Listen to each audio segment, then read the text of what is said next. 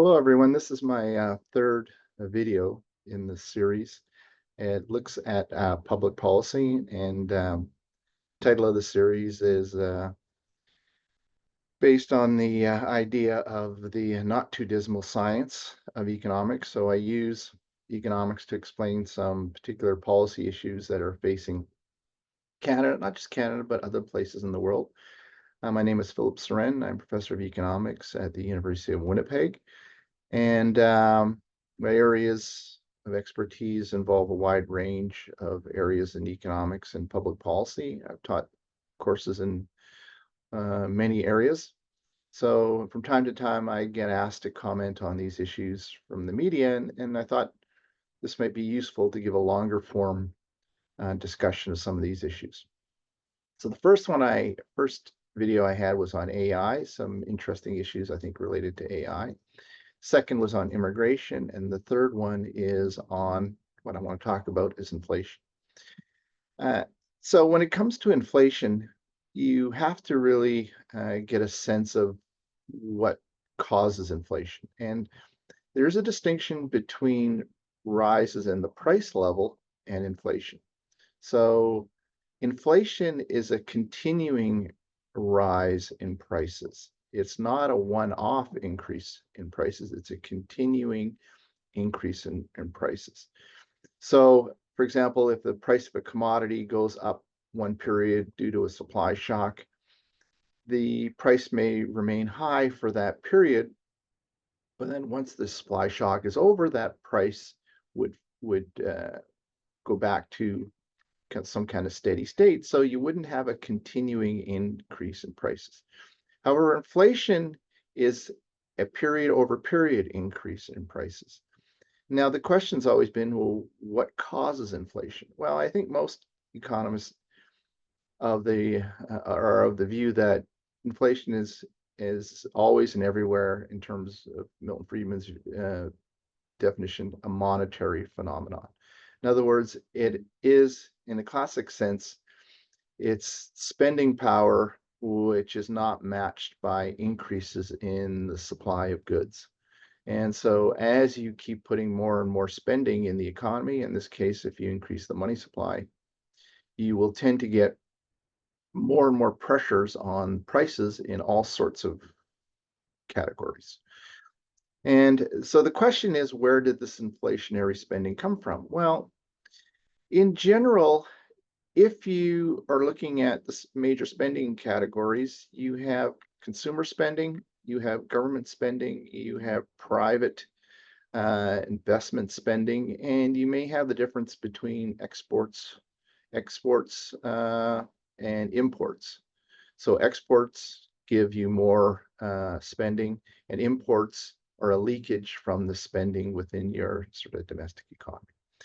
So if we look at what's happened, so the first thing we might want to do is look at what's happened to Canadian price levels. So, and we'll share the screen here, and just to give a sense of what's happened in the last few years. So just hold on a sec. I'm just going to share the screen.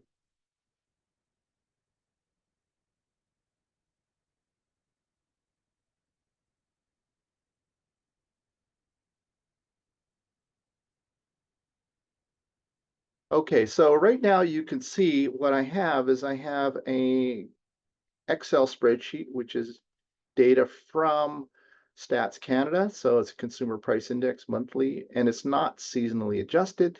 And it's going from August 2015 to August 2023, which is the latest data that they have. And so what Statistics Canada does is it tracks price levels with a base year. Here you see 2002 is a base of 100. So to read this chart, you look at August 2015, and you can see that all items, the price level was 127.3, or 1.27 times the price level or 27% higher than the price level in 2002.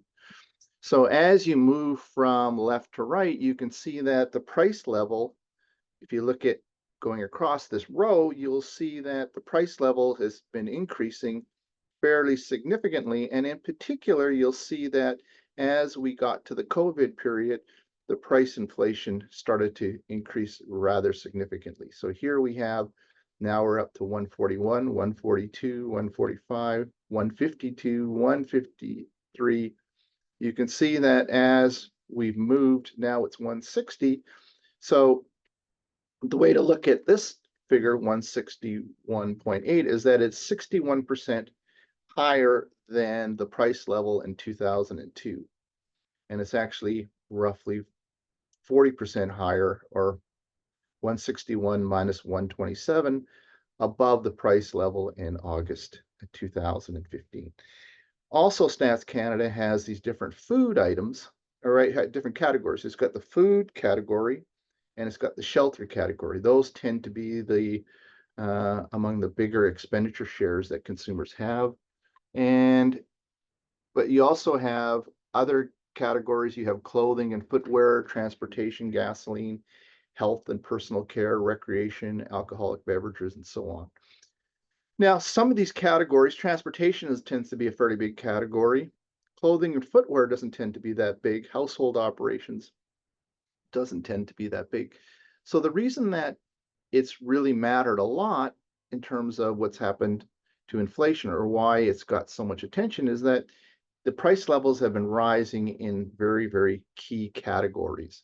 And that's really what is causing the concern. So if you look at the graph, this graph here actually is plotting those series, and you can see that you've got the upward trend starting from here in 2015. And if you look at the all items, so the shelter inflation has been much higher than the all items, but it's also been higher than the food. So food has been higher than shelter, and shelter's been higher than all items. Now, obviously, all items includes not just food and shelter. So there are other items who haven't had the same increases. So in a sense, what's driven up the price levels has been food and shelter. Okay, so I'll stop the share here. So the question is, where did this come from?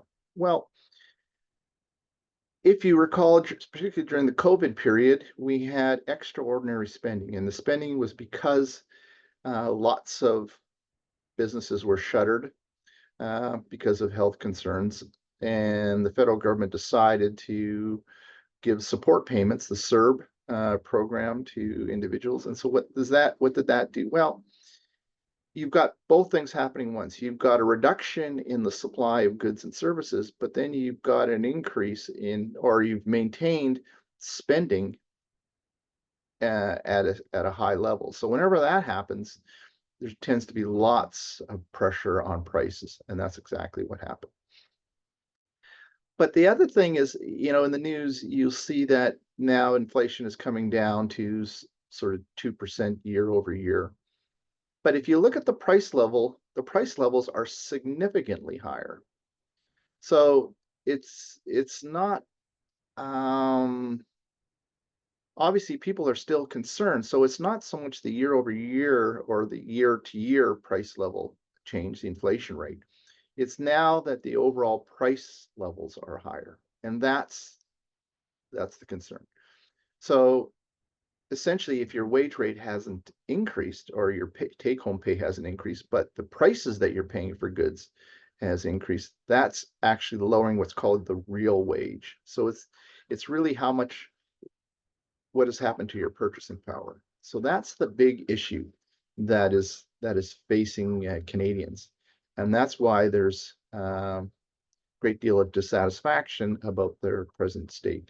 Now, the other thing that happens whenever you have inflation, which erodes purchasing power, you tend to get labor unrest, and it's makes sense, right? Because what you have is a number of individuals who are trying to maintain their standard of living, and the only way that can come through is with higher wage settlements. So whenever you see an inflationary period, you tend to see labor strife, and that follows. So thought I would like to talk a little bit about this issue today. And if you like this video, you can give it a like. And if you want to follow these topics, you can subscribe. So just want to say all the best and see you next time.